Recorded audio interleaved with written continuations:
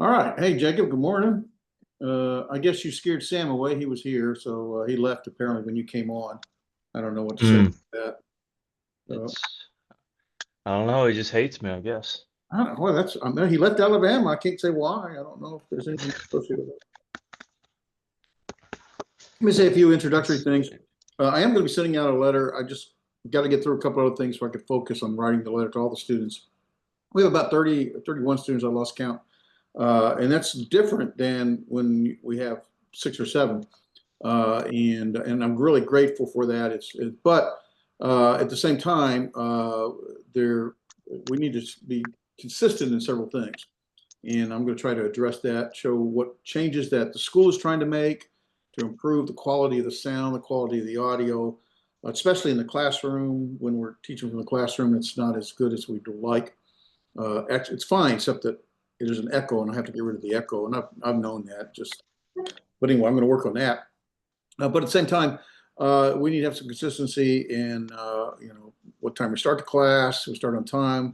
Uh, Sometimes we struggle with technology. We're trying to improve that.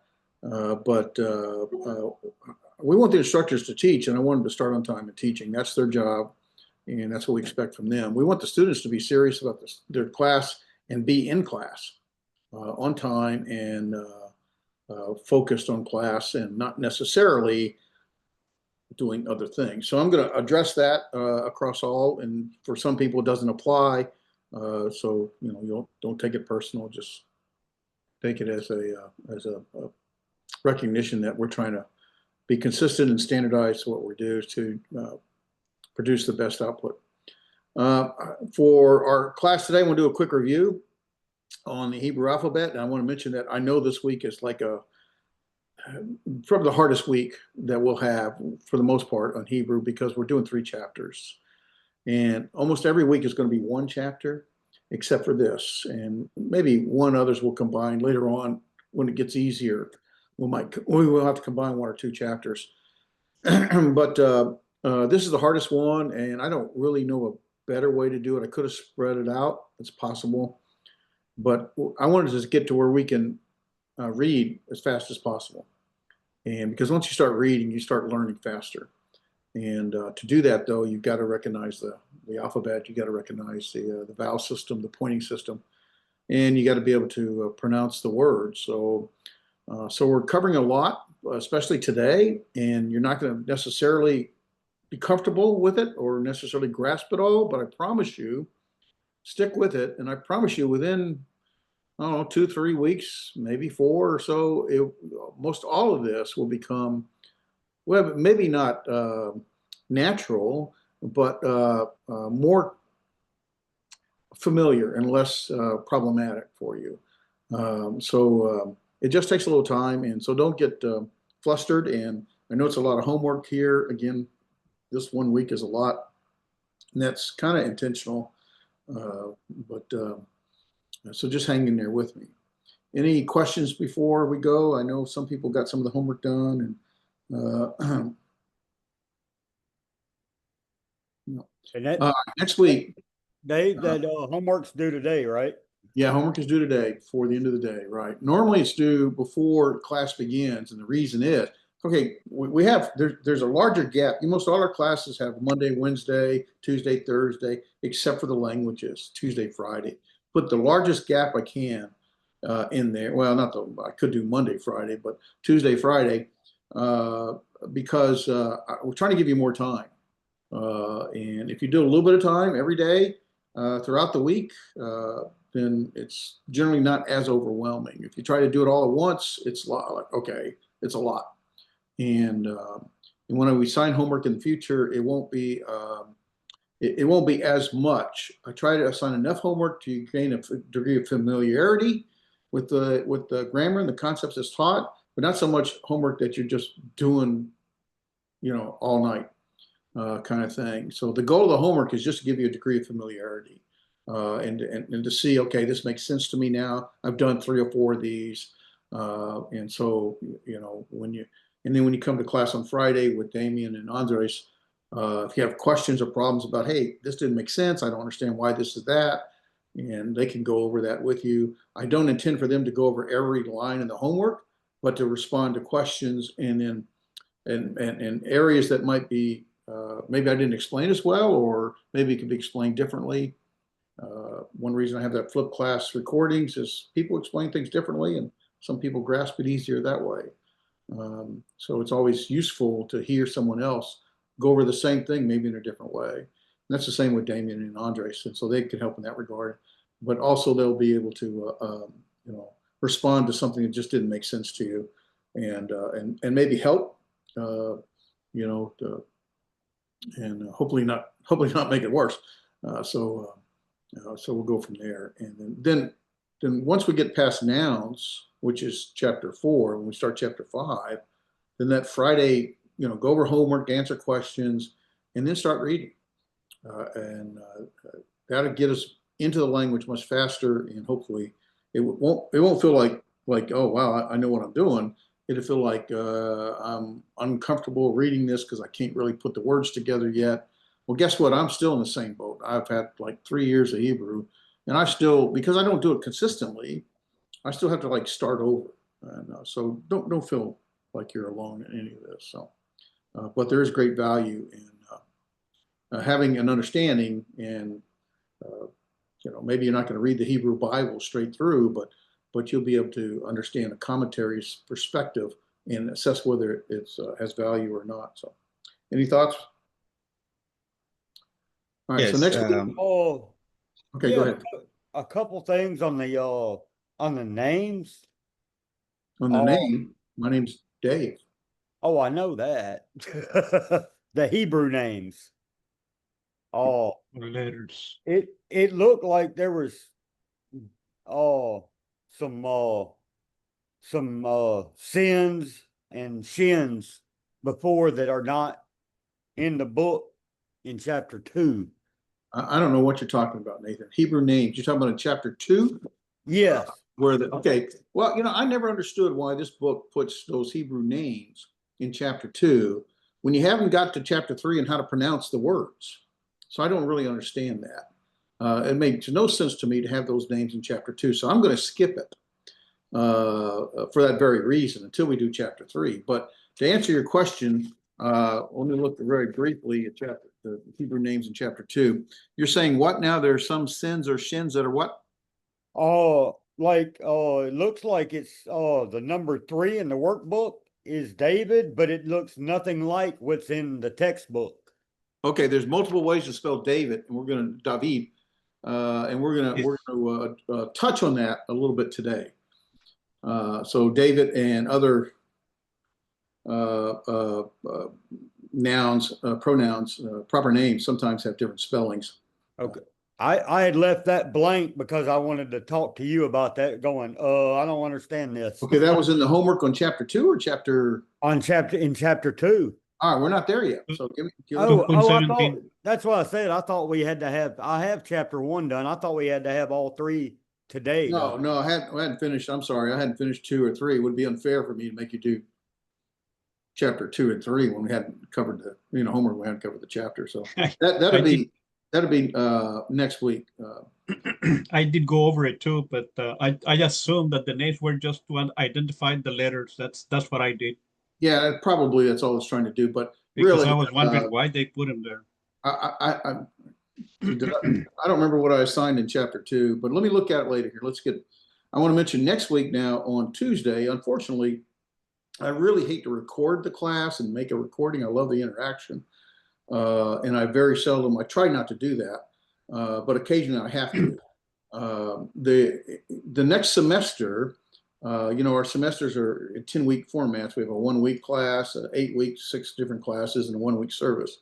And the next semester, it starts with the 1-week class, and that's going to be a man named Brother Rob Whitaker with the House to House School of Evangelism, going over congregational evangelism. And what we've modified that, where he is going to be here in Warner Robins, Georgia, and he's going to be teaching congregational evangelism in the evening, Sunday night through Wednesday night, October 5th through the 8th.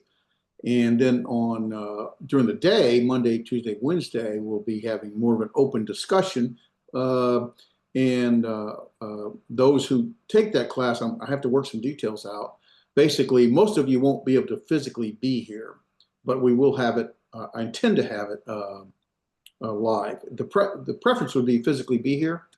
And what Rob does is nothing new, but instead of teaching personal evangelism, he teaches congregational evangelism, where he goes over where every individual within the congregation has a role and responsibility and accountability. And he talks about how the Bible shows how we connect and reach out to people. And he uses that and shows the whole, a very complete defined process from those who are missing in our congregation, those who are visiting, our neighbors, our family, how to connect and have the congregation being involved in that and not the individual. If you or I try to reach out to someone we love or care about or our neighbor, it may be easy for them to sort of dismiss you and I, maybe because they know our history, they know something about us, but it's easy to dismiss one person, but it's a little more difficult to dismiss an entire congregation showing love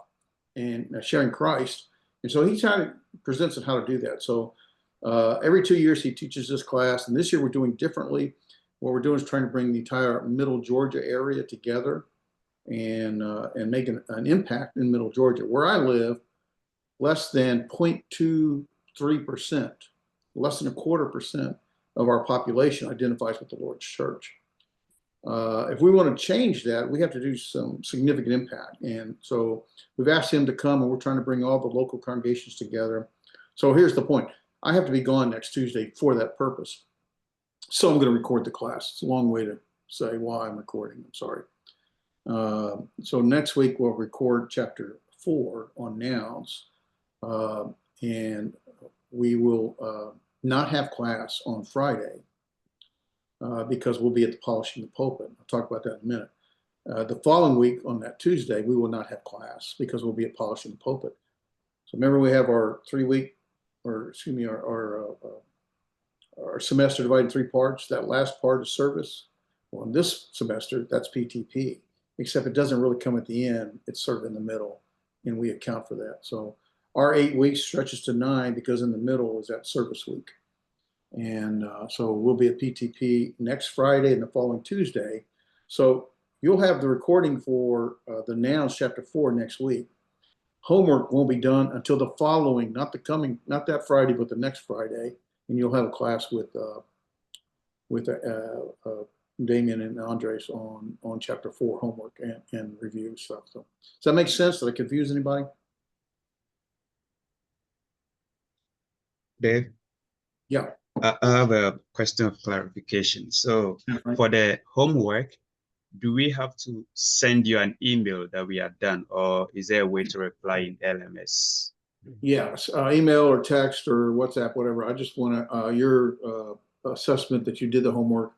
And the only reason is I do not intend to grade the homework. You have the answers. There's no reason for me to grade. The LMS has the answer sheet for the homework. The intent is to know that you did it. Not that I know, but I'm going to trust that you say you did it. And so I'm just giving a pass-fail on homework is all, because I want you to do it because that's really how we learn. And like I said, my assignment for homework is not intended to overwhelm, although this week it does, but it's intended to give you some examples so that you become a little more comfortable with what was taught in the class. Now you said the test is next week, or? So there's a quiz every week, and it's normally after. So we have class on Friday. That's really a review. That's really a chance to answer questions. It's really a chance to practice reading, and the quiz is due before the next Tuesday. So the quiz is over what you did that week. And so it's just due before the next Tuesday. Again, quizzes are open book. I am not about memorization. I'm about understanding. Can you find the answer and do you understand it? That's all I really care about. Okay, so the quiz is going to be the week after PTP. Well, it's technically due Tuesday,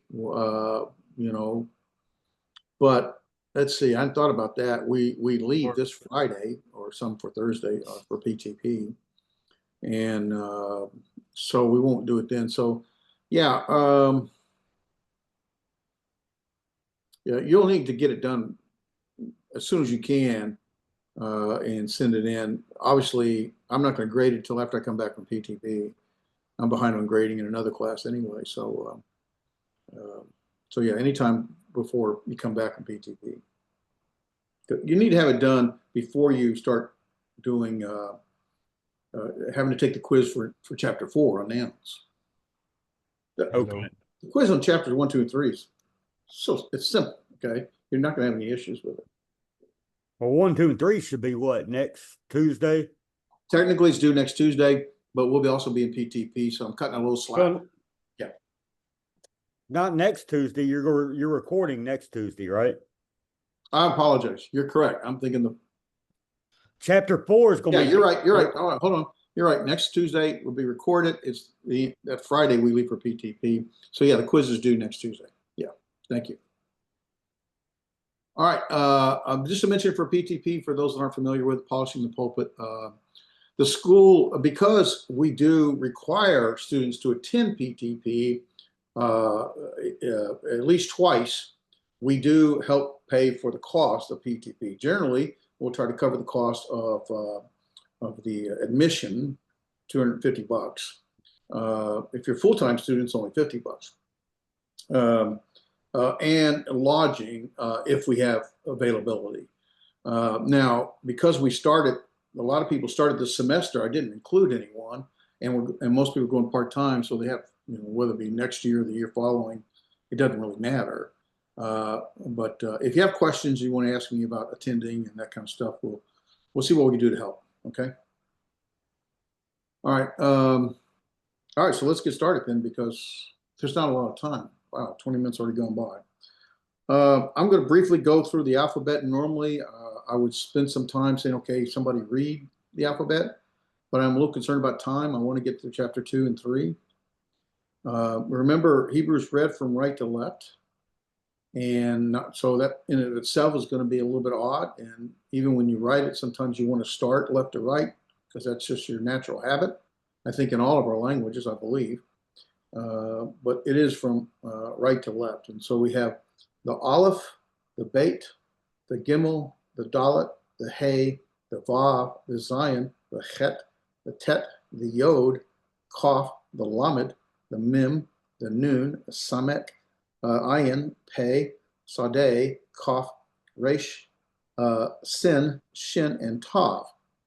If we were to, our Bagat Kafat letters would have remember the Dagesh Lene, have a dot in the Bagat, the Beit, Kafat, the Dalet, Bagat Kafat. I'm trying to remember how to spell Bagat Kafat so I can remember the letters.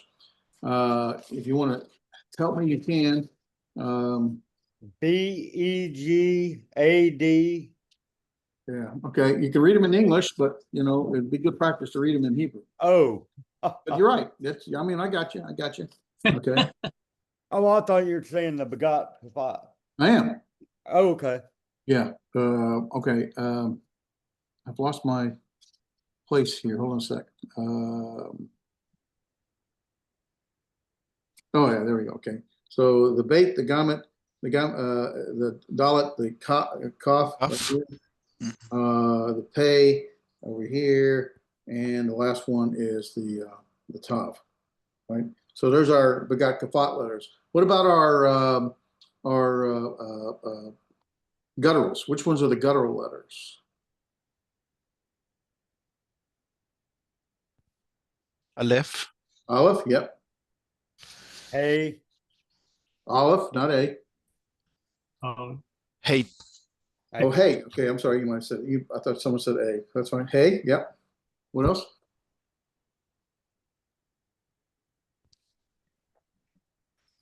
Het. Hep, yep. And Sad. which one? Sad. You about Sade? Sade. Yeah. Not Sade though. not the sade. That sometimes gets confused with the other letter. Oh, yeah. IN. Ayin, yes, very Ayin. good. Okay, so those are 4 Bagaktifat and sometimes Resh. And here's the most important thing about these letters. There can never be a dot in them, whether it's Dogish Lene. What does the Dogish Lene do? Make the stronger the pronunciation. Yeah, it makes that hard sound. Hard. The buh versus the buh or g versus g. So it gives it a more harder pronunciation, correct. So the gutturals can never have that Dogish Lene, nor will it have what we're going to do today, Dogish Forte. There'll never be a dot inside of it. I say never, there's some exceptions, but they're not a Dogish Lene or Forte. So that's our Hebrew alphabet and the things we generally covered. Any questions with that? You guys have any confusion about it? Hello, Dave. Yes, sir. Comparing the Hebrew alphabet to English alphabet, is it like we have letters or there are words that we pronounce together? A diphthong you're talking about. Yes, there are some, you're talking about or letters that are pronounced together instead of, say, 2 letters pronounced as one sound versus, is that what you're talking about? Yes. Yeah, it's called a diphthong, and we're going to address that today with vowels. So give us a few minutes to go through that. So, yeah. All right. Thank you. Thank you. Good question. All right. Anything Hello. else? Brother Dave. When can you hear me? I'm sorry, Christopher, you had something? Yeah, when I was learning it, they said they have handwriting form and the print form. Are we doing just the print form? I apologize, Christopher. I struggle with your pronunciation and try to understand what you're saying. That's something I got to work on. I know, but if you could help me, say that Okay. again, please. I said when I was learning it, they said they have the handwriting form and the print form. Print. Okay, so there's 3 different ways to write the alphabet. The block form that we have here, block, right? This is the block form. Basically, we do this, right? Block form. And it's really a slow process to write. And then there's a script form, right? Script form. From the gamma. The delta is from the delta, yeah. It's a little faster script form. And then there's transliteration. This would be that. This would be B, G, and D. I think something of that nature. So there's really 3 different ways you'll find it written. Now, in almost all commentaries, it'll be written with block letters or what's called transliteration. And I'm not teaching transliteration. It's in the book. It's worth learning because a lot of commentaries don't use the Hebrew itself. They'll use the transliteration. I've never seen a commentary use the script, but when you're writing, sometimes writing in block letters, it's just slow. And so sometimes instead you'll write in script and it becomes faster. I'm not teaching script, but I am going to give you, I think it's in the LMS, the script. I'm not teaching script predominantly because I don't want to add more on top of what we're doing. But once you get comfortable and you're going to write a lot, if you're going to write letters, and I do, well, not a lot, but then the script is much, much easier. Does that answer your question, Christopher? Yeah, yes, please. Okay. All right. Anything else, guys? Because I want to move to chapter 2 now. I have a question about the final consonant. Oh, good question. Yeah. I don't understand that. What does it mean? Okay. So some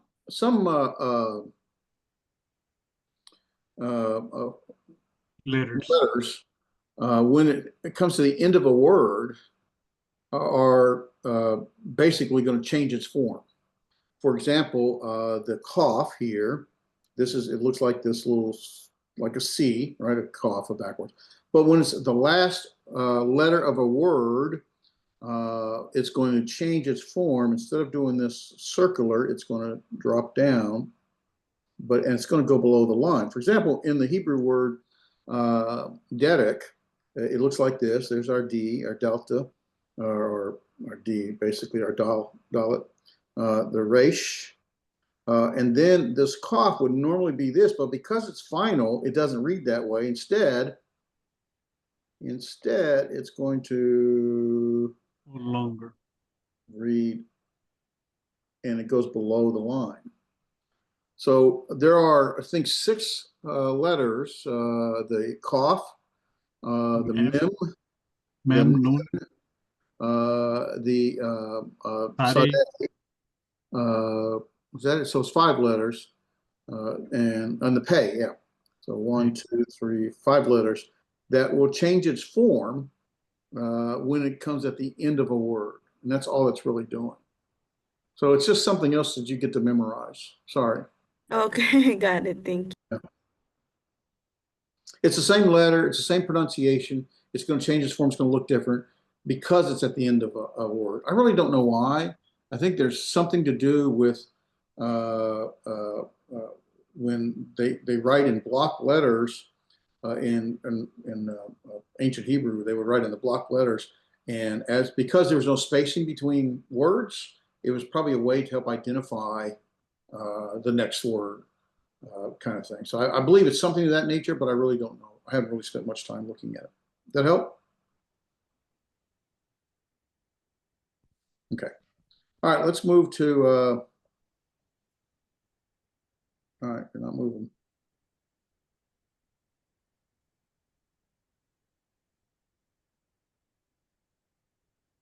Let's move to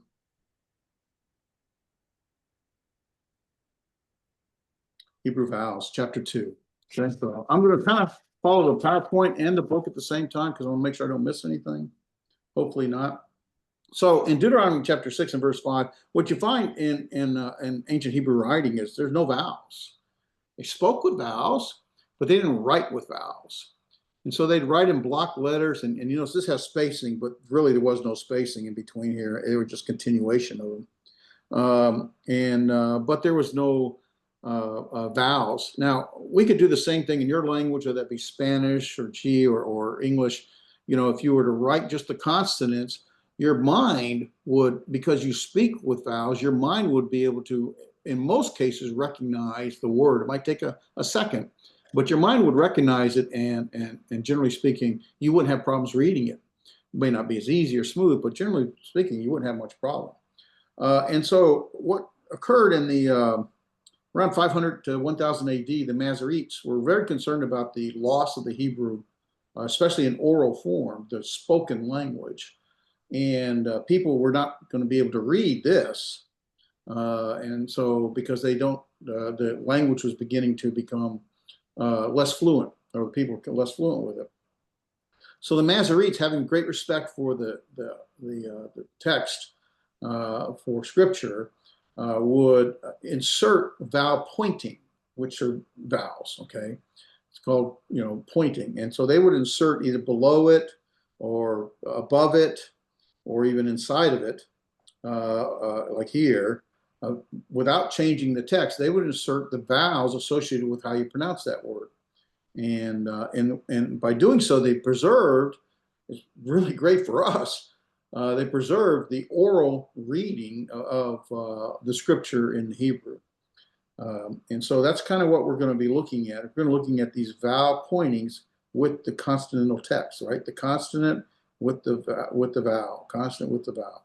And that's what we're going to be looking at. All right, so the way I say they, it depends on which grammar book you look at, but the one we're looking at, I like the way this sort of lays things out. So if we were to look at vowels in terms of types of vowels and put them in 3 major categories, we have long vowels, short vowels, and reduced vowels. Okay, long has to do not so much with the air, but how long you maintain the sound. Or you know, how long you carry the sound of that vowel. versus a short, you don't carry it as long, versus a reduced, you carry it very quickly. And so a long vowel, typically there are 3 of them, and vowel types. So we have the long vowels like type A, type E, type O, right? So there are 3 of them. Well, here's our consonant. It's our bait. With the, what's that in here in the middle? What's that called? Turkish. Turkish what? 10 or lem. Lene. Lene. Right. All right. So we're going to use the book uses. You could use any consonant. It doesn't really matter. Any consonant you want, and put the vowel underneath it. So the book just used this as a sample for us, and so don't think that that every vowel has to have a bait above it. Okay. So our first vowel is an A type, comates. It's called comates, and it's pronounced like an ah as in the father. Ah, father. And so it has a longer carry, father. So even if you say it fast, father, you're still spending more time in that vowel sound than you would be, say, in this next type of E, a set A, and it has more of an A sound, and it's like in they. And then the holum is our O type, and it has an O sound like in roll, O. These are long vowels, and they are changeable. In other words, they can be reduced. So all I want you to know at this point is these are the vowel types. There's an A type, the E type, and the name of it, O type, and the name of it, and how it's pronounced, okay? That's really all you need to know. So long, we're going to have A, E, O, right? We got 5 vowels, right? A, E, I, O, U. So we're going to do A, E, O. And the comates, like ah. The set A looks like 2 little dots, right? 2 little dots is like A. And the holum is that little dot above, holum, like an O, like in roll. Does that make sense? Are we okay? Okay. Not complex, just a lot. All right. And so we're going to add a little more. So those are the long vowels looking at A, E, O. In the short vowels, we have all 5, A, E, I, O, U. All the 5 are here. And they're, the difference in a long and a short vowel is predominantly how long you spend, holding the vowel sound, or maybe the vowel sound type, but but how long you spend sending it, holding it. So the padak, it's called the padak, and it's more like bat. And so you'd have a padak, or like in bat, and it's just a line underneath the consonant. That's the A type. The E type is going to be a sagol, and that's these 3 dots, like a little upside down pyramid.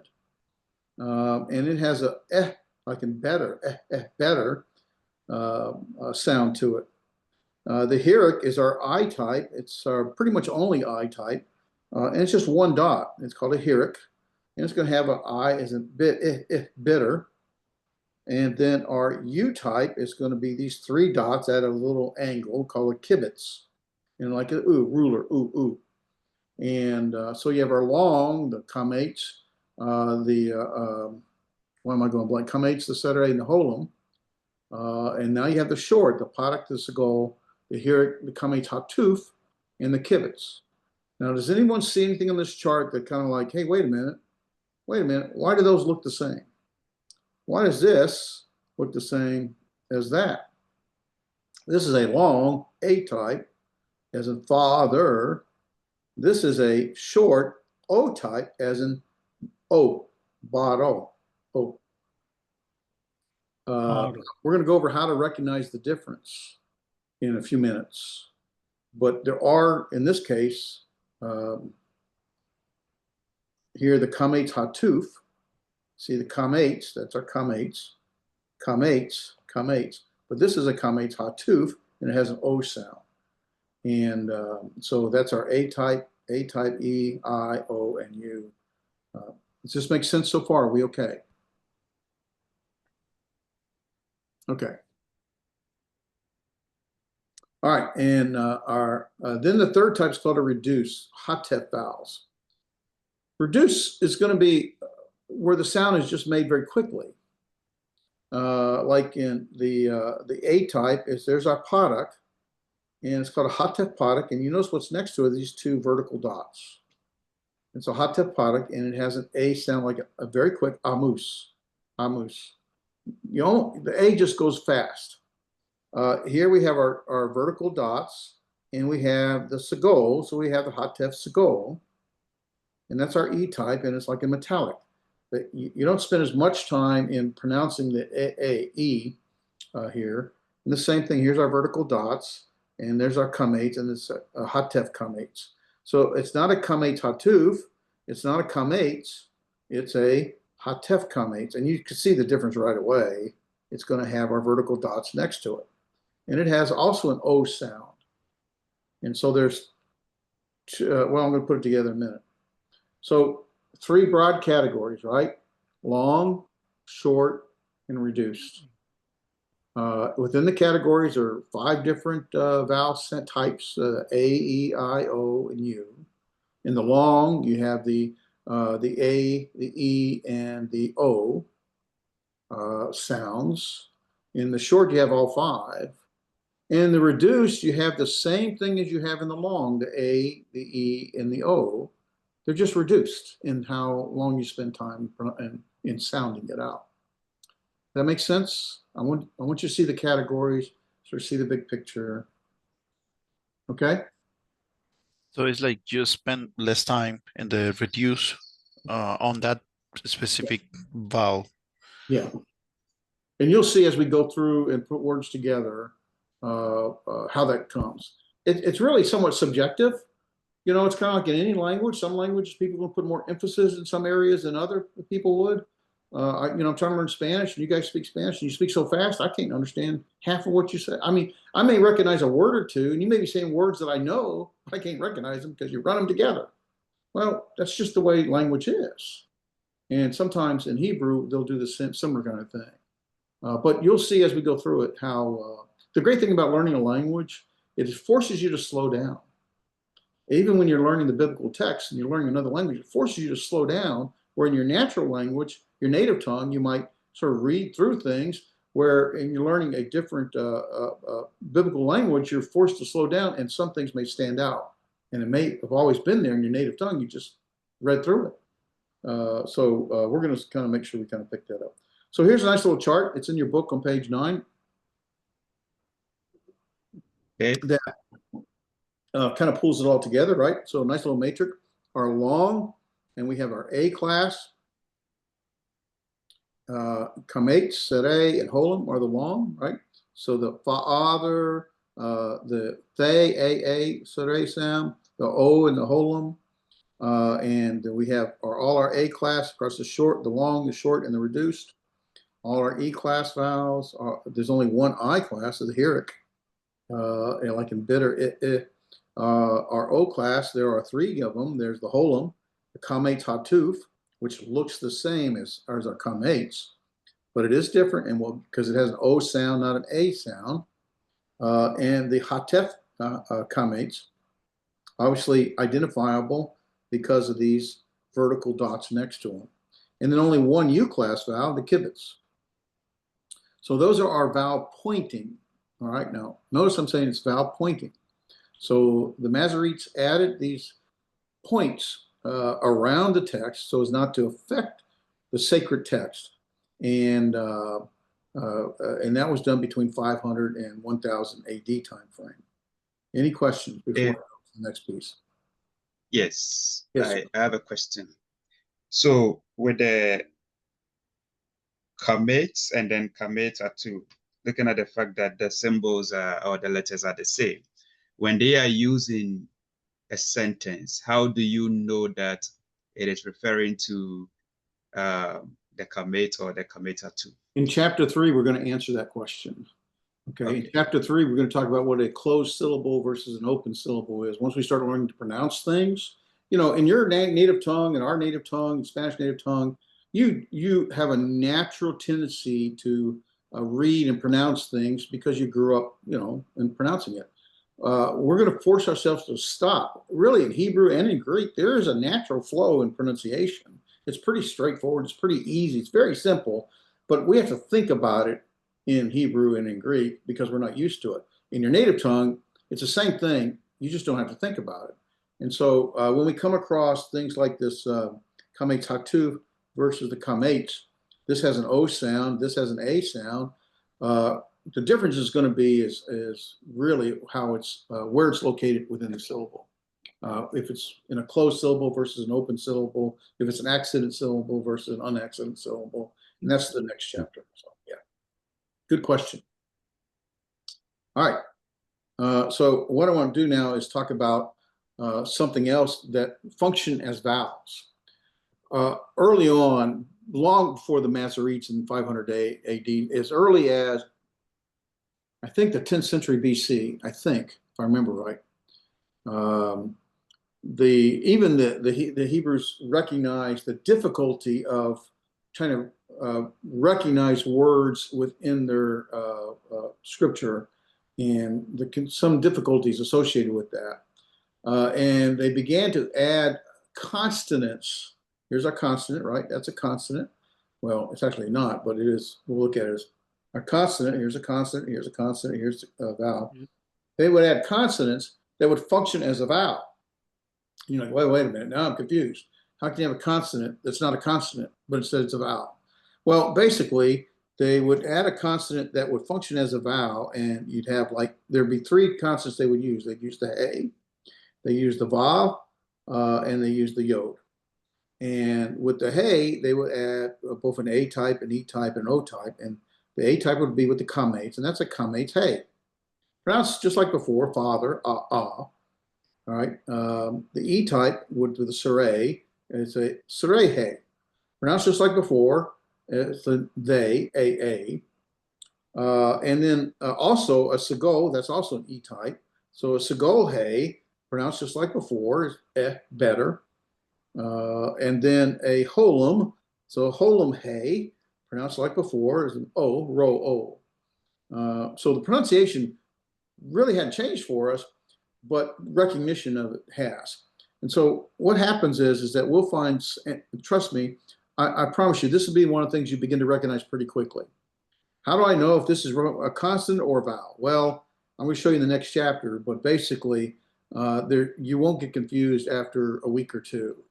You might take a second, but you won't get confused. Dave, Pretty easy to recognize. Go ahead. is that because these are like more breath in there, like father with the No, H, okay. the hey? No, not so much more breath, but a lot of these are really the long pronunciations. Mm-hmm. And this is a long, that's a long, that's a short, that's a long. And the long pronunciation is not so much. Long does really include more breath, It's more time, you're holding the sound longer. Well, sometimes holding the sound requires more breath. So yeah, there's a relationship, but it's really related to how long you hold the sound. Father versus they, those are long sounds. Versus a roll, that's a long sound. But a better, you don't hold the E as long, the as long as A. So it's a short. So it's how long you hold that sound. So the reduced ones are really, they're very quick in holding. You don't hold it at all.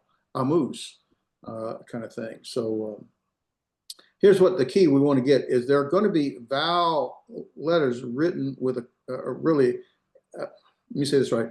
This is a consonant. Hey, this is not a consonant, it's a vowel. It's a kametz hey. And that's going to take time to sort of recognize. You recognize really, well, if I write a block, then that would be a consonant there. That would be a kametz hey. And you'll see why in just a minute. So we'll get there, right? So for example, you see at the very bottom here, here's the word Torah.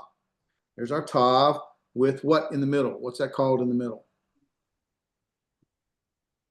Dagesh Lene. Dagesh Lene, that's right. And what does it do? What's the function of the Dagesh Lene? Make it strong, the pronunciation. A strong pronunciation, right. So if it didn't have it, it's more of a softer. It's a ta versus a tha sound to it. Okay. So here we have this is our consonant. Here's our vowel. It's a vowel letter, or consonant. It's a consonant letter, vowel letter. So that's actually the vav with the holum, which comes in the next chart, I think. So that's to, ra, and there is our kamates hey vowel letter. It's called a vowel letter. So anyway, same with here. Here's our sigol hey. So that would be more like an Brother? Neh. So Torah, law, ni neh, he will build. So in Torah, because it's a resh, but it has an a sound, so it's not anymore Go to resh, it's pronunciation. ra. I'm going to go to pronunciation next chapter. Okay. Ah, okay. So there's a couple of real simple rules. Truthfully, we struggle with it because we have to think about it. But once you stop thinking about it, it becomes easy, easier. Kind of like you can read Spanish and not think about the pronunciation of the vowels or the syllabification, the syllables, the division. You don't think about how to pronounce it because it's just automatic for you. And Hebrew is going to take a little more thought, but it's really the exact same thing. So the other vowel letter is the vav we've mentioned, right?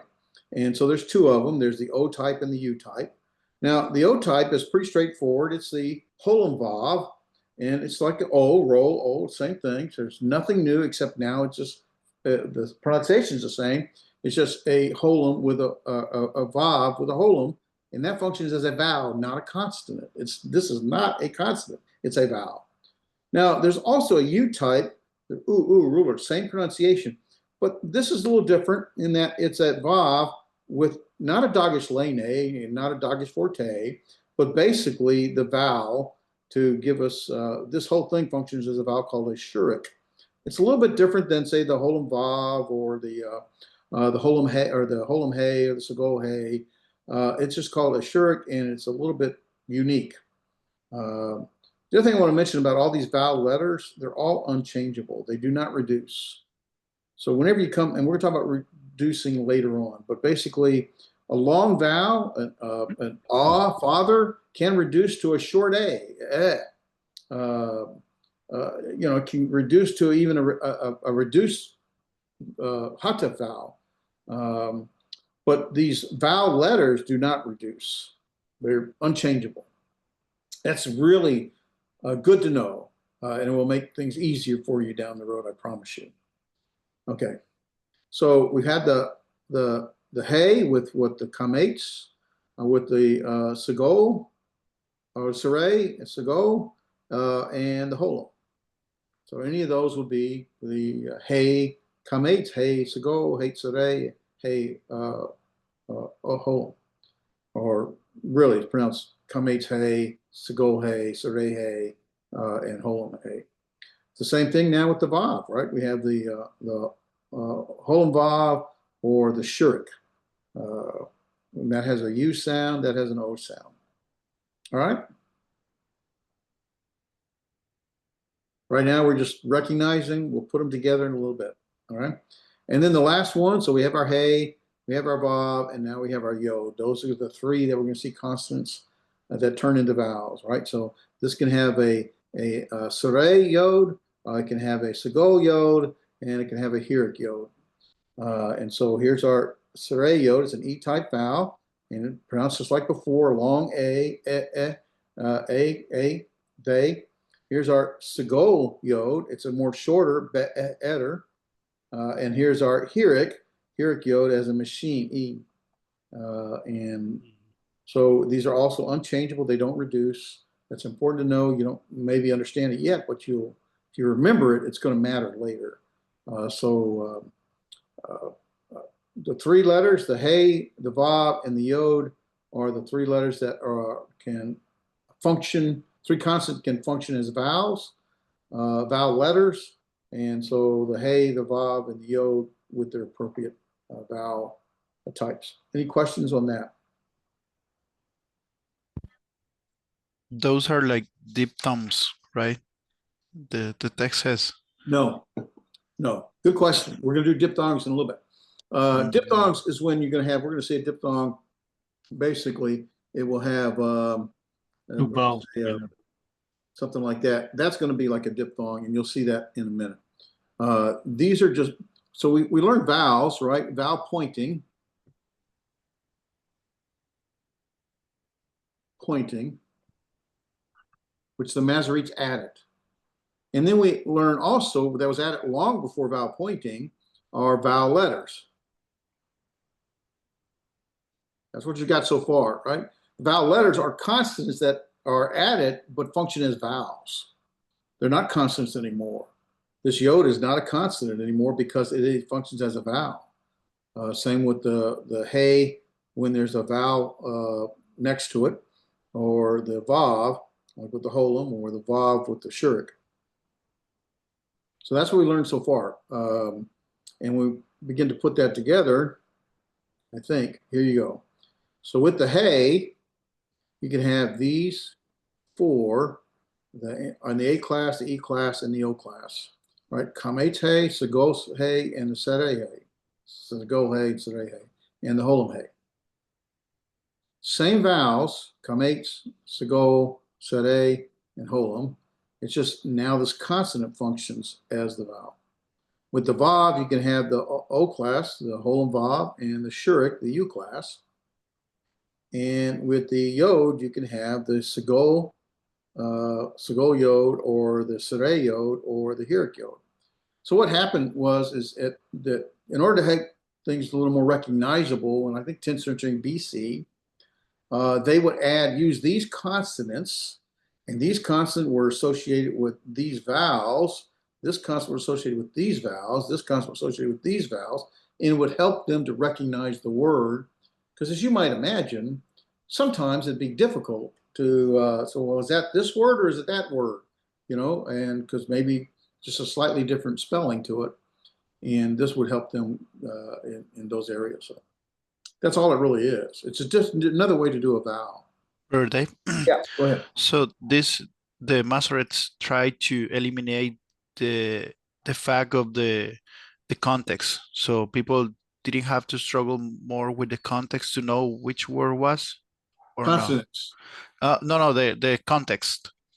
Do you remember it's ambiguous sometimes, so the context determine what word is, but the Masoretes eliminate that? Well, no, the Masoretes, their function was they were concerned about the loss of able to read and pronounce the Hebrew, because it was becoming more archaic and more difficult because there were no vowels pointers with it. So they added a vowel to help basically, you know, the next generation to be able to read the Hebrew. If you don't grow up a Hebrew reader, and you have, if you didn't grow up with Hebrew, and you have this, okay, maybe you know the consonants, maybe you don't, but you can't read it because you don't know the vowels. You don't have the oral pronunciation in your mind to even recognize what this is. And so they added these pointers, and that's all they are. We call them vowels, but they're really vowel pointing. They're pointers to be able to help somebody read it and to orally say and read scripture. Okay, so they didn't really eliminate anything. They wanted to add to it without changing the scripture. So they would write below it, they'd write inside of it or above it, but they didn't change the scripture itself. Does that answer? Yes, thank you. Okay. I have a question. So can the letter yod function both as a consonant and a vowel in the same word? Or if Sometime, Gracie, start over for me so I want to catch your accent. okay, so can the letter yod function as a consonant and the vowel in the same word?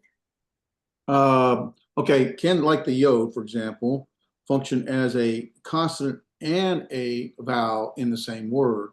I think when we get to the next chapter, that'll become clear. But the answer is, if it's going to be one or the other. So that will either be a vowel or consonant. You know if it's a vowel if there's a a vowel next to it, preceding it. If there is not, let's say it has this, that is a consonant with a vowel. This is a vowel, and we'll see that next chapter. Okay. And once we sort of see the rules for pronunciation, that becomes clearer. All right, so, all right, we did that, we did that, did that, did that. Okay, so I don't even like this. The book has this. I don't really know why it's important. All they're saying is that this vowel letter, right? This is the holum vav, right? Holum. There's our holum. Vav. There's our vav. Holum vav is what is called full writing. But sometimes it's actually written like that without the vav, and it's called defective writing. Who cares? You know, that's the same vowel we learned over here. Okay, thank you for confusing me and adding more that I don't really need to know. So, but the book has it, I want to make sure we explain it. So all they're saying is that these are called full writings. There's a shurik, and basically this is referred to as defective because it doesn't have the consonant to it. In other words, this was an added, that was the original. This is added, that's the original. That's the original, that's the original. This was added, so it's called defective writing. Okay, thank you. Now we're all so much smarter. It doesn't really add anything, so but it does make our understanding more complete. So originally written, full writing, vowel letter. Later on, Masoretes modified, got rid of that, and basically produced that. Got rid of that and produced that. Although we still see this, so I don't say got rid of, that's wrong. Anyway. All right, now we'll talk about what's called a shava. Shava is not the same as the vowel types we've had or the vowel categories we've had. It's nothing like it. The shava is going to have these two dots. Now you've already seen these two dots. You saw them with the hatef, right? The hatef padak, hatef kametz, hatef segol. So you've already seen the hatef sarei, I think. You've already seen these before. There's nothing new. Excuse me. But this time there's no vowel letter next to it. And it's called a shava. Well, the shava is very important. It's not part of our vowel charts. It doesn't have an A, E, I, or U. It's not long, short, or reduced. It's just a shava. And there's two types, a silent shava and a vocal shava. We're going to talk about the difference in a little bit. A silent shava just has no sound. It's just basically it functions as a stop sign. It says stop. Basically, it closes a syllable. It helps you to make the pronunciation. And you're going to, well, we'll leave it at that. A vocal shava actually has a sound, and it's going to be like a very quick A, or some people will say a very quick E. So this would be like, this is our doggish lane, right? So that's a bake. So it'd be a this would be a be. It'd be like reading it like this, be, be, or ba. Some people say ba. And so the vowel sound is just very quick, like a reduced vowel, but different. It is very important to know the shava. It's going to make a big difference in our recognition of words and understanding how to pronounce them and other things. So as we go down this merry path here. All right, we'll talk about shava in a minute, a little more. Now we've seen this dot before, doggish lane, right? D-A-G-H-E-S, doggish lane. But this can also have a doggish forte. What does the doggish lane do? As David has said multiple times, it basically hardens the pronunciation of the sound. You only find it in the Bagat Kafat letters, only those letters. So doggish lane is only in those Bagat Kafat letters. A doggish forte, though, doesn't change the sound at all. Instead, it doubles the consonant. So this bake would be like having it twice if it's functioning as a doggish forte. Talk about how to know the difference in a minute. It's really not hard to recognize. It becomes trust me, this becomes one of the easier things you pick up pretty quick. It looks exactly like the lane, but instead it just doubles the consonant when it occurs. It's called a Doggis forte, not a Doggis lane. For example, here's the word, the heavens. You notice what's inside this shin is that little dot. Well, the shin is not one of the Bagat Kafat letters, and it has the dot in it. Well, that has to be a Doggis forte, so it doubles it. And so effectively, it takes that shin and puts, it's like two shins. And so I hate they use the transliteration here, but it would be like ha. Double S. Actually, let me correct that. I got that wrong. It would be like the ha dot dot, and then the mayim. I have trouble writing that mayim.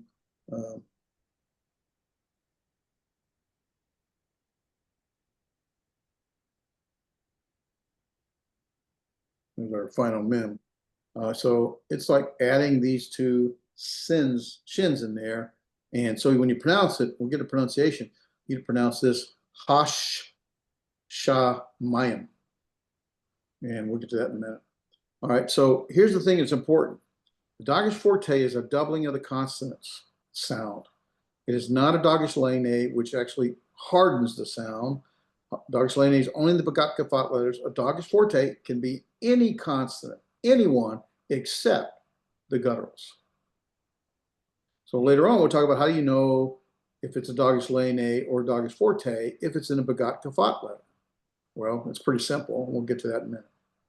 So just know there are two different Doggishes. One's a lane, one's a forte. Lane hardens the sound. Forte doubles the consonant. A forte can be in any consonant, including the Bagat Kafat letters, but can never be in a guttural. So the guttural can never have a dot. Well, I say never. It does not have a dot. Does that make sense? We okay? It's just recognition right now. All right, so we talked about gutturals. They cannot take a Doggis forte. The gutturals cannot take a vocal shava. We haven't talked about what a vocal shava really is yet. They may take what's called the reduced hotep vowels, right? Remember the reduced hotep vowels.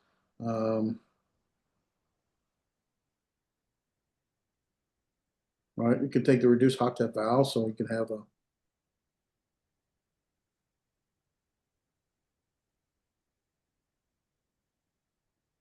like that, but it cannot take a vocal shava. It can have a shava, but it would be a silent shava. So if you see a guttural with a shava, it's going to be a silent shava. We'll talk about why that matters in a minute. The consonant resh can take a vocal shava. Well, this one, resh can take a vocal shava. And reduced vowels are always vocal. So these reduced vowels, they're always vocal. And gutturals prefer A-class vowels. My teacher told me a long time ago, them gutturals love them potics. Well, what he's saying is these gutturals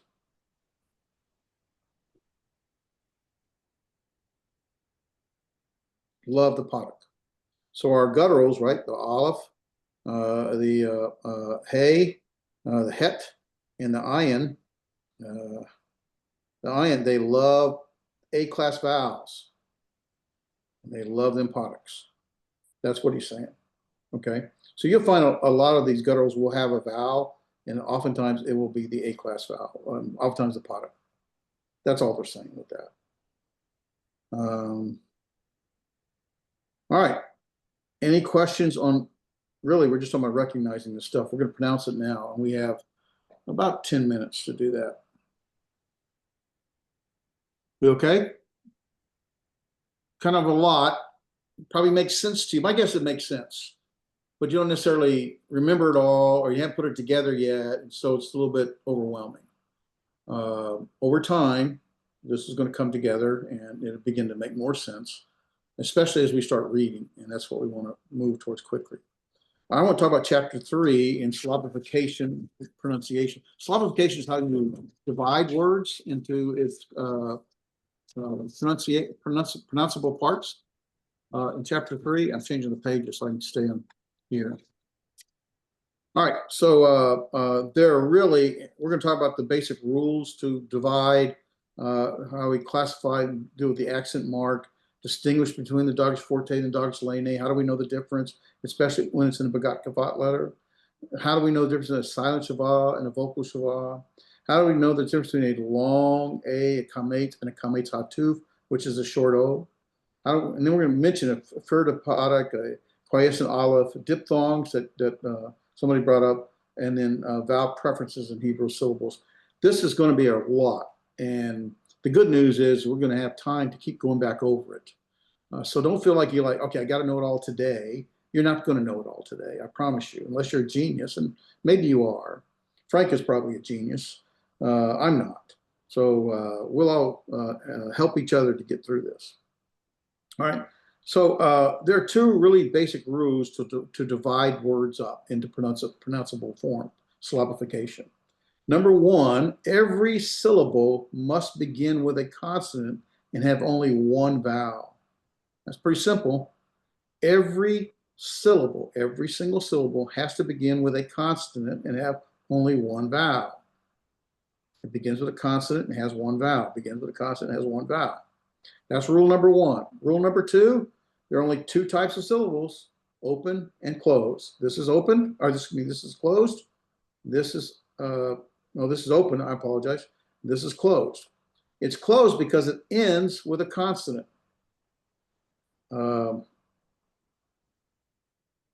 This is open because it does not end with a consonant. It's a consonant vowel. There's a consonant vowel consonant.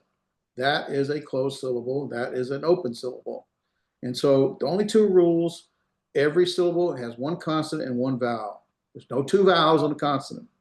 And there are only two types of syllable, open and closed. Open syllables end in a vowel, like there, ends in a vowel, and closed syllables end in a consonant. Does that make sense? Can you see that?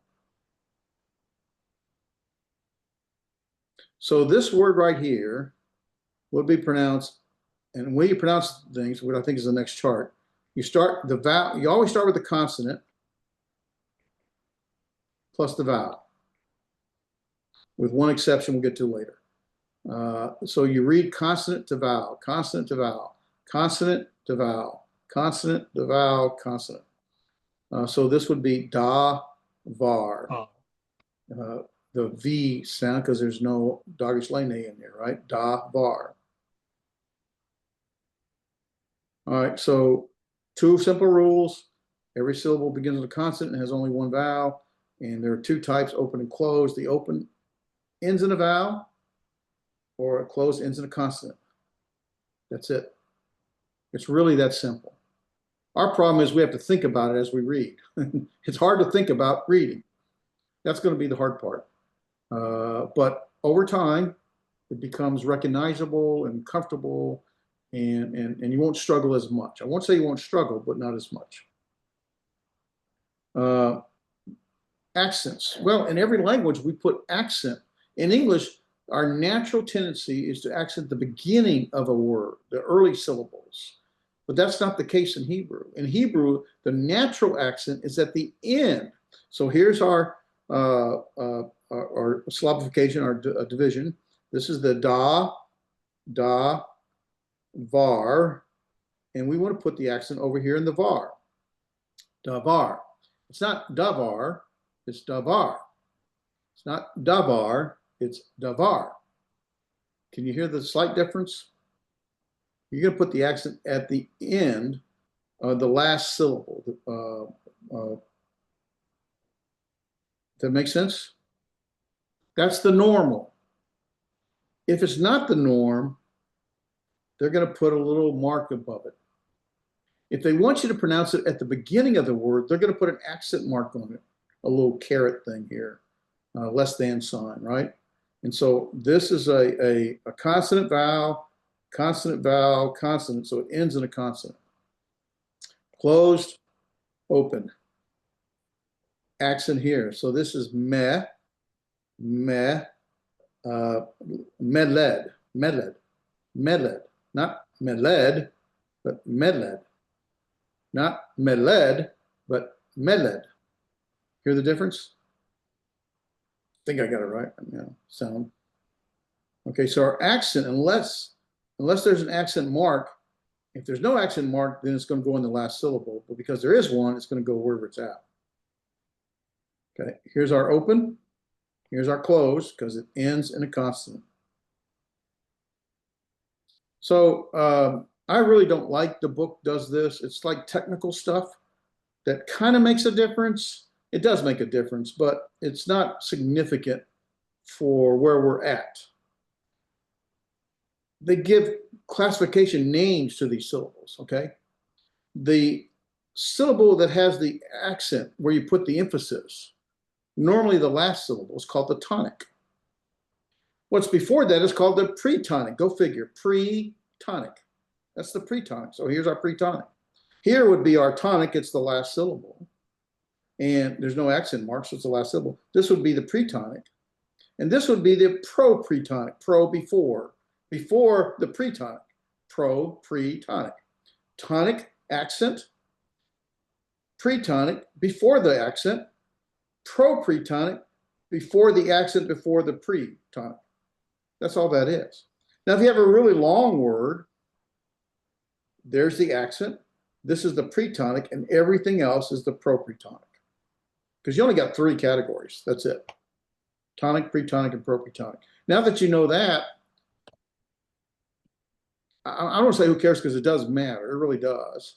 But it's kind of like, okay, it's one thing I got to cram in my brain that I don't know that I'm going to use right now. So I'm not a fan of where they have this and what they're doing with it, but it's there and I don't want to ignore it. And it does have purpose. So do you have that in English as well? The names for the syllables in an order? Yeah, there may be. You can look it up and let me know. I'm sure there is. But I don't know what they would be, brother. Sorry about I'm trying to be sarcastic, and sometimes it doesn't come across well. Okay, no worries. Yeah, I'm pretty sure there are. I don't know. I don't think it's this. I'm pretty sure it's not this classification. I would assume grammarians have come up with ways to classify everything. So I'm assuming there is. But in Hebrew, wherever the pronunciation or the accent is, where we put our emphasis, that's the tonic. So if there was a caret here, that would be the tonic. And there's nothing before it, there's nothing before it. If, okay, that's not the case here. But so tonic, pretonic, pretonic, propretonic, propretonic. Make sense? Just a name, and it kind of matters, but it's not really going to make a difference. All right, how do you know between a doggish and a begotka feather, whether it's a doggish lane and a doggish forte? Well, we know a doggish lane can only occur in these begot kafat letters, right? Those 6 letters, right? The bait, the gimel. Well, that's wrong. That's wrong. Sorry, I'm doing Greek. The bait, the gimel, the dalet.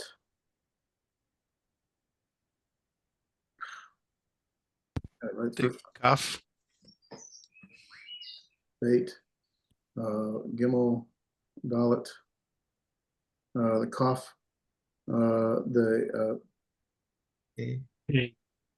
yeah, I wrote it wrong. Hold on a minute.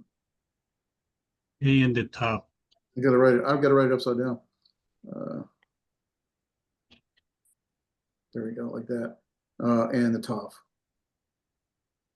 So there's our 6 letters that have doggish lane. All it does is harden the sound to it. Doggish forte doubles the consonant, so you want to be able to recognize it. A doggish forte can occur in one of these letters. How do you know the difference? Well, consonant, a begot kafat consonant can take either a forte or a lane. How do you know the difference? Well, a doggish in a begot kafat is a forte if it's preceded by a vowel. In fact, I thought it was preceded by a short vowel. Let me see if that chart is right. Hold on a minute. I thought it was preceded by a short vowel. No, that's for the Shabbat. Never mind. Okay. Preceded by a vowel. So if there's a vowel before it, here's our begot kafat letter, right? A pay, right? There's a dot. Oh, is that a lane or is that a forte? Lane hardens the sound, pa versus fa. But if it's a forte, it doubles the sound. F, pa, pa.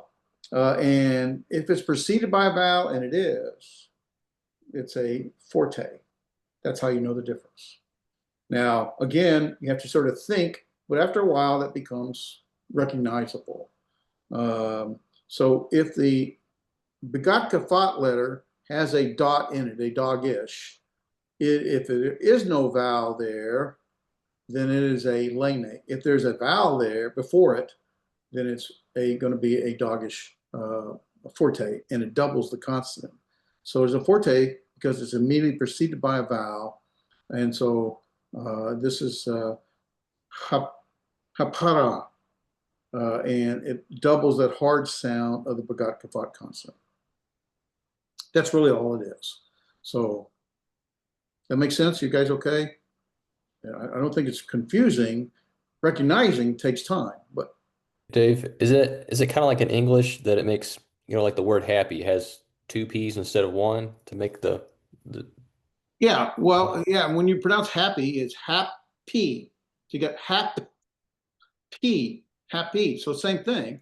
But instead of writing it twice, instead of writing twice,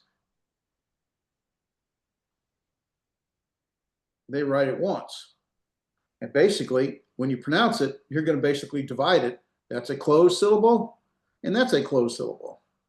And that's basically how you're going to pronounce it. So it'll be haf par.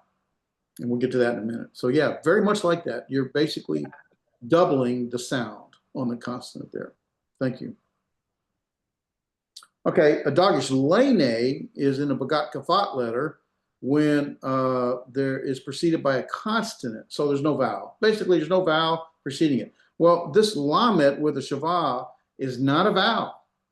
Yes, there's a shavah there, and yes, sometimes you would pronounce that, but this happens to be, we hadn't got to open and close shavahs yet, or silent and vocal, but this is a silent shavah, and that is a closed consonant, and ultimately, that is not a doggish forte, but a doggish lene. And so you don't double the sound, you just harden the sound. So if it's in the begat kafat letter, it is a forte if it's preceded by a vowel. Let me clear this up some. If it's preceded by a vowel, if it's not, if it's preceded by a consonant, and this is preceded by a consonant, then that is a lene, hardening the sound, not doubling it. So it's called a silent shavah, and we'll get to that next, I think. So a doggish with a begat kafat consonant is a lene if it appears and also if it appears at the beginning of the word. So at the beginning of the word, that little doggish there, that's got to be a lene because what? It's not preceded by a well, basically it's the beginning of the word. We'll say it that way. It's probably smarter to say it that way. How much time we got? Oh, okay. I'm gonna run through a couple things. So a quick thing about a shavah. Shavah does not belong to any vowel class. It does not belong to any vowel type. It's not A, E, I, or U, not long, not short, not reduced. It is either silent or vocal. If it's silent, there's no sound. It's not pronounced. If it's vocal, it's a very quick, hurried sound, like bah, bah. And how do you distinguish between the silent and the vocal shavah? Well, a silent shavah is when it's immediately preceded by a short vowel, not a long vowel. So if it's preceded by a short vowel, and a padak is a short vowel, this is a silent shavah, and it basically closes the syllable off. So that's a mal. I'm going to say this as mal, like mal, and not as in ma, la. That would be a vocal shavah. A silent shavah would just be mal, and that's one syllable. You make one sound. It's silent shavah because it's immediately preceded by a short vowel. In this case, it's a padak. Yes, it's a lot to remember. That's part one. I thought it canceled the sound of the L in that case. It does not?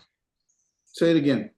I thought because it was silent, it canceled the sound of the lamet. Does not cancel the sound on the L. No, you pronounce the L.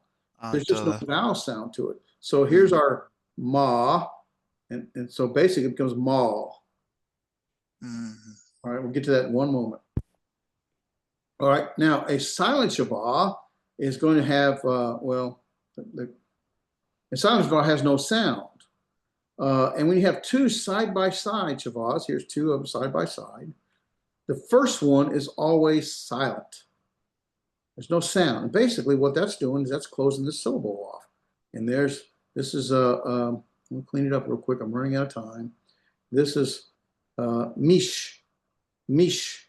And here is a vocal shava, so that's a pronunciation. This is pa, te, mish pate, judgments of. A shava at the end of the word is always silent. So that's just going to be the tav sound, the consonant sound. You don't cancel the consonant. You include the consonant within the pronunciation of that syllable. Vocals, so that's silent shavas, right? Silent shava preceded by a short vowel. A silent vowel, when it's two of them side by side, the first is short, the second is vocal. When it's at the end of the word, it's silent. When it's vocal, basically it's just the opposite. If it's at the beginning of the word, it's always vocal. That will always be ba. So we have ba, ra, ka, baraka. When there's two side by sides, as we mentioned, the first one is silent and the second one is vocal. We've already said that relative to the silent ones. And shava after a long vowel, there's a long vowel, is normally, not always, normally vocal. That means because it is vocal, that is how you divide the syllable. We'll see that coming up next. More vocal shava, okay, under a consonant with a dogish forte. So here's a dogish forte. It's a little tricky, and trying to remember what they're trying to bring across here. Dogish forte doubles the consonant and the shava. So it doubles it, both of them. The first one is silent and the second is vocal, right? Two side-by-side shavas, what's the rule? First one silent, vocal. So when you do a pronunciation, basically, that's one syllable, that's another syllable, and that's a syllable, and that's a syllable. Okay. All right, here's what I'm going to do. I'm going to run through the rest of it. I only got really the ending, which includes basically how we pronounce. And I'm going to record the rest of this and send it out today. And I'll probably go back through this. So well, this is already recorded, but I'll pick up from here and talk about various other things of, like I said, this chapter is an awful lot, and I know it's a lot. You're not going to know it all, but you're going to begin to recognize it over time. So please don't freak out or quit on us. The other chapters, we focus on one thing. Here we're focused on many things, only because I'm really trying to push us to be able to get to reading. And yes, you'll forget some of this, but as you go through it, you go like, oh yeah, I remember that now. So just give it a little time for us, okay? All right, so I'm going to record the rest of chapter 3 from Kameh Tatuf and a Kameh, yeah. And then I'm also going to record for Tuesday's class. You'll have it available Tuesday morning, chapter 4 on nouns. So you'll have the quiz for chapters 1 through 3 due on anytime on Tuesday. I'm basically not worried about it. And then on Tuesday, you'll have the recording for the nouns. We won't have class next Friday. Normally, we'd go over the homework and with Damien and Andres, and then go over the any questions. The following week, we won't have class on Tuesday. We'll be a PTP. But then next Friday, we'll go over the homework from chapter 4 and answer any other questions. You'll probably spend a lot of time on questions on homework and all this other stuff during that time. But this gives you a little time to absorb, a little time to sort of put it together. And we'll come back together with Damien and Andre soon and practice it. Dave? Yes, sir. Oh, the homework for chapter 2 and 3, you want that on Tuesday or do you want that next Friday? Next Friday's fine. Yeah. So just turn it in with chapter 4. Yeah, that'd be fine. Yeah. So 2, 3, and 4. Is the quiz available already? Quiz is already available. Both all the quizzes are already on the LMS, so I got them all out there. I didn't, Okay. Okay. Dave, please, what about quiz 1? I'm sorry, Patrick. Start again. What'd you say? Quiz 1, number 1. Quiz number 1. It's on the LMS. So we are doing 1, 2, 3. I think quiz 1 covers 1, 2, 3, if I remember right. I can't remember the exact, but I think quiz 1 covers 1, 2, 3. Yes. Okay, all right. Thank you. Yes, sir. All right, guys. I appreciate it. Ben, would you lead us in a short prayer to close? Who, me? Yes, sir. Okay, let us pray. Our Heavenly Father, we are so thankful for many blessings you give us, and we are so thankful for giving us the opportunity for this class. We ask that you be with all of the students and also with our professor. We thank you for the learning we're getting, and we ask that you open our minds and also that you give us always this time to be able to learn more from this precious language. We ask all of this in the name of Jesus. Amen. Amen. Thank you, brother. Amen. Appreciate you guys. Thank you, Dave. Thank you, Thanks, Dave. Dave. Thank you. Thank Bye-bye. you. All right, bye. Bye-bye. Bye. Stop record.